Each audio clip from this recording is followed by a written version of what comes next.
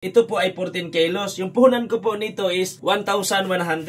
Okay guys, magandang gabi. So gising pa ba ang lahat? Ito mag-alas 11 ng gabi guys. Nagre-repack pa ako ng mantika. So naka-repack na ako ng isang container. Tapos ito naman yung kalahating bote. O kung tawagin ito sa aming probinsya, ito nga sa lapad. Ang benta ko nito guys is 20 pesos. Ito naman yung 10 piso. Ngayon guys, yung i-repack ko na naman yung tagi-isang bote o yung isa kalapad kung tawagin ito sa aming probinsya. Wala na itong laman. Kaya re-refilan ko nito guys. Oh. Ito po ay 14 kilos. Yung puhunan ko po nito is 1,100. So 1,100, 14 kilos.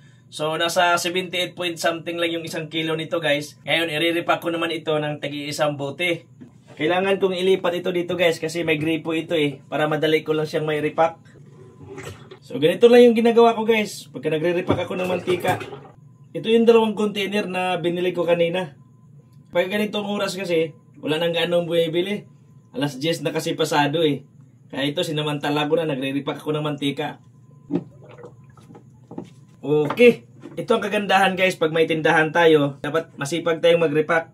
Para yung mga tao, yung ating mga customer na hindi nakakabili ng isang buti, nakakabili pa rin sila ng tagsa 10 piso tulad ng ganito. Kaya kahit konti lang budget nila, kahit konti lang yung pera nila, makakabili pa rin sila dito sa ating tindahan ng patingi-tingi. Let's go!